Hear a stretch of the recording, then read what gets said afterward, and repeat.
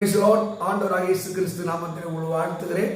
தேவனுடைய பிரசனமும் கிருபையும் உங்களோடு இருப்பதாக. யாத்திராக புத்தகம் 14:14 நீங்கள் சும்மா இருங்கள், நான் உங்களுக்காக யுத்தம் பண்ணுகிறேன். இஸ்ரேல் மக்கள் பயணித்து அழகாக போய் கொண்டிருக்கிற ஒரு மகிழ்ச்சியான சந்தோஷமான சூழலிலே திடீர்னு ஒரு யுத்தத்துக்குரிய அந்த அபயப்படக்கூடிய சூழல் நம் வாழ்க்கை கூட அப்படிதான். திடீர்னு வியாதி என்ற யுத்தம் நம்ம தொடுக்கப்படும். அங்கே சண்டை, வறுமை, இப்படிப்பட்ட யுத்தங்கள் தொடுக்கப்படும். அங்கே தான் ஆண்டவர் நீங்கள் அமர்ந்திருந்து நானே தேவன் அறியுங்கள். நீங்கள் சங்கீதம் 46:9 படிக்கும்போது அவர் ஈட்டியை உடைத்து, வில்லை உடைத்து, ஈட்டியை முறித்து ரதங்களை சுட்டெரிப்பாராம், யுத்தங்களை ஓய பண்ணுகிறாராம், அமர்ந்திருக்கும்படி சொல்கிறார். மக்களை வாழ்க்கையில் தொடர்ந்து யுத்தங்களும் போராட்டம், நீங்கள் அதை கண்டு அஞ்சி கலங்கி போராடி நீங்கள் சோர்ந்து போக வேண்டிய ஆண்டவரை சும்மா நான் உங்களுக்கு ஆயத்தம் பண்ணுகிறேன்.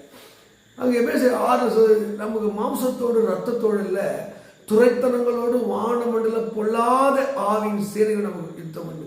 அப்போ இந்த மாம்சத்தில் இந்த ஆவியோடு போராட முடியாது. அதுதான் இஸ்ரேல் மக்களுக்கு அது ஒப்பனையாகி இருந்த எகிப்தியர்கள். நீ சாதாரண இடம் பண்ண முடியாது. அவங்க 400 வருஷமாக அடிமைப்படுத்தி வைக்கிறாங்களே, அந்த எகிப்தியரை உன் மாம்ச பலத்திலே சுய பலத்திலே யுத்தம் பண்ணி ஜெயிக்க முடியாது.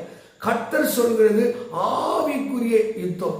நீ நானும் ஆவிக்குரிய யுத்தம். ஒருவேளை தொடர் சண்டை, தொடர் போராட்டம், இன்னும் வறுமை, வாழ்க்கையில முன்னேற முடியாத சூழல். அப்போ அதிலே நீங்கள் எப்படி ஜெயிக்கலாம் என்பதை கர்த்தர் அவருடைய கைகளை, சங்கீத 18 கைகளை அவர் யுத்தத்துக்கு பயிற்சிக்கிறார். அப்போ கைகளை யுத்தத்துக்கு பயிற்சிக்கிறார்னா என்ன அர்த்தம்? நீங்க ஆவிக்குரிய வாழ்க்கையில முதுமை அடைய வேண்டும், மெச்சூராக வேண்டும். நீங்க அப்போ மார்க்கு சுவிசேஷம் 4ஆம் அதிகாரத்தில் 35-36 படிக்கும் போது அவர்கள் படகிலே போய் கொண்டிருக்கிறார்கள். இயேசு தனயத்திலே தலை வைத்து தூக்கி கொண்டிருக்கிறார். திடீர்னு காற்றும் கடலும் கொந்தளிக்கும் போது இயேசு அவர்கள் ரவி நாங்கள் மடிந்து போகிறோம், எழுந்திரு. அவர் எழுப்பும் போது இயேசு எழுந்து காற்று கடலை அதட்டி அற்ப விசாரிகளே, ஏன் பயப்பட்டீர்கள், ஏன் உங்களுக்கு விசுவாசம் இல்லாமல் போயிட்டுன்னு கேட்பார். அப்போ அவர் என்ன எதிர்பார்க்கிறார்? அங்கே காற்றையும் கடலையும் எதிர்த்து போராடக்கூடிய மன வலிமையும் உடல் வலிமையும் அடைய வேண்டும் விரும்புகிறார். இந்த பூமி யுத்தம் நிறைந்த பூமி. சண்டைகள், போராட்டங்கள், வியாதிகள் தொடர்ந்து கொண்டேதான் இருக்கும். அதில் நீங்கள் பயந்தீங்கன்னா ஒரு பிரச்சனை அடங்கும்போது இன்னொரு பிரச்சனை வரும். அப்போ கர்த்தர் யுத்தத்தை நடப்பிக்கிற உங்கள் கர்த்தர் அல்லவா, நீங்கள் சும்மாரிகள். அங்கே யோசபாத்து வாழ்க்கையை சொல்றாருல்ல, இந்த யுத்தத்தை உனக்காக எனக்காக நடப்பிக்கிறவர், முன்னின்று நடத்துகிற தேவனாய் கர்த்தராய் இருக்கிறார். நீங்கள் சும்மா இருக்கின்ற அர்த்தம் தெரியுமா? நீ போய் மாம்சத்திலே போராடாத, அமர்ந்திருந்து நானே தேவன் என்று அறியுங்கள் சொன்னாரே. அந்த தேவன் உனக்காக எனக்காக அவர் யுத்தம் பண்ணுகிறார். எப்படி தெரியுமா? உனக்கு விரோதமாய் உருவாக்கப்படும் எந்த ஆயுதமும், ஏசாயா 54:17 சொல்கிறார், எந்த ஆயுதமும், எந்த மனிதன், எந்த சூழல், எந்த நாவா இருந்தாலும் அதுக்கு விரோதமாய் கர்த்தர் எழுப்புவார். ஏசாயாவில் படிக்கும் போது வெள்ளம் போல சத்துரு வருவானா, ஆண்டவர் நமக்காக கொடி ஏற்றுவாராம். இதை நான் வெற்றி கொண்டிருக்கிறேன், நான் ஜெயித்திருக்கிறேன், இந்த பக்கம் நீ வந்திராதே. அந்த கொடி அந்த இடத்தை ஆளுகை செய்வதுடைய அதிகாரத்தை காட்டுகிறது. வெள்ளம் போல சத்துரு வந்தாலும் தேவன் நமக்காக கொடியேற்றுகிறவராயிருக்கிறார். அதனால தேவ மக்களை கலங்காத, உனக்காக எனக்காக பரலோக மேன்மை விட்டு இறங்கி வந்தவர், தன் ஜீவனையே கொடுத்தவர், இப்போது காண்கிற அற்ப பிரச்சனைக்கு நமக்கு விடைத்தராக இருப்பாரா? அதுதான் கலாத்திர 5:15-16 படிக்கும் போது அங்கு சொல்லுகிறது, அவன் மாம்சமும் உடலும் ஒன்றோடு இச்சிக்கிறது. நமக்குள்ளே போராடுகிற இந்த யுத்தத்திலே நீங்கள் ஜெயிக்க வேண்டும் என்றால் நீங்கள் கிருபை சார்ந்திருக்க வேண்டும். தீத்து 3:5 அந்த பரிசுத்த ஆவியின் புதிதாக்குதல். இந்த பரிசுத்த ஆவி நம்மை நாளுக்கு நாள் அவர் புதிதாக்கி யுத்தத்திலே நம்மை ஜெயிக்கின்ற கைகளை அவர் பயிற்சி கொடுக்கிறார். இந்த மாம்சம் கிறிஸ்துக்குரிய மாம்சமாய், இந்த ஜீவியம் கிறிஸ்துவை மகிழ்ப்படுத்துகிற ஜீவியமாய் உங்கள் விசுவாச கிறிஸ்துவை சார்ந்து இருக்கும் என்றால் யுத்தத்திலே நீங்கள் தான் ஜெயம் பெறுவீர்கள்.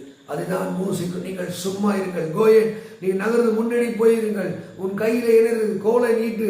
அந்த கோலை நீட்டு அந்த செங்கடல் பிளந்தது.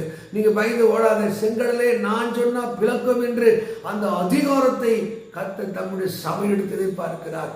அற்ப சொற்ப விஷயங்களால் தளர்ந்து சோர்ந்து போயிடாதீர்கள். அற்ப வழக்குகளால் போலீஸ் ஸ்டேஷன் போகாதீங்க. அற்ப வழக்குகளால் குடும்பத்தை சண்டை உண்டாக்குறீர்கள். இந்த யுத்தத்தை நடப்பிக்கிற கர்த்தர். நீங்கள் அமர்ந்திருங்கள், உங்கள் பிரச்சனை அமர்ந்து போகும். நீங்கள் யுத்தம் பண்ணுவதை நிறுத்தி விடுங்கள். யுத்தத்தை நீங்கள் பார்ப்பதே கிடையாது. கர்த்தர் இதைத்தான் உனக்கு எனக்கு கற்றுத்தர விரும்புகிறார். அருமையான தேவ பிள்ளைகளே, இந்த யுத்தத்தை நடப்பிக்கிறவர் கர்த்தர். யோசபாத்து ராஜா வாழ்க்கையிலே இந்த காரியம் நடந்தது. அவன் முன்னே போய் அங்கு எல்லா எதிரிகளையும் அவன் கொண்டதாக இல்லை. அவன் துதிபாடி தோத்திரம் பண்ணி போகும்போது கர்த்தர் அவர்களுக்காக யுத்தம் பண்ணினார். விராக்காவலை கொள்ளையிட்டார்கள். 4 நாள பொருட்களை சேகரித்தார்கள். சண்டைக்கு பயந்து, உயிருக்கு பயந்து போனவன் வெற்றியோடு திரும்பி வந்தான். நீங்கள் கர்த்தரை உண்மையாக நம்புங்கள். அவர் உங்களுக்காக யுத்தம் பண்ணுவார். ஐயோ, திருமணமாகவில்லையே, ஐயோ குழந்தை பிறக்கவில்லை, நல்ல வேலை கிடைக்க இந்த கடத்தை எப்படி இந்த காரியம் செய்வேன், அந்த யுத்தத்தை நடப்பிக்கிற கர்த்தர். நீங்கள் அவரை மாத்திரம் சார்ந்திருங்கள். செங்கடலில் பிளப்பதற்கு அவர் வல்லமை ஒன்றார். காற்றையும் கடலை அனுப்புவதற்கு வல்லமை உண்டு என்றார். உங்கள் பிரச்சனையை போக்குவதற்கு அவர் வல்லமை உண்டு. இன்றைக்கு நீங்கள் அமர்ந்திருந்து அவரை என் ஆண்டவரே தேவன் என்று அறிந்து கொள்ளுங்கள். யுத்தத்தை நடப்பிக்கிற அவர். நீங்கள் சும்மா இருங்கள். கர்த்தர் சரியான நேரத்திலே வெற்றி உங்கள் கையிலே கொடுப்பார். கர்த்தர் இந்த வார்த்தைப்படியே உங்களை ஆசீர்வதிப்பாராக. ஆமென். God bless you. God bless you.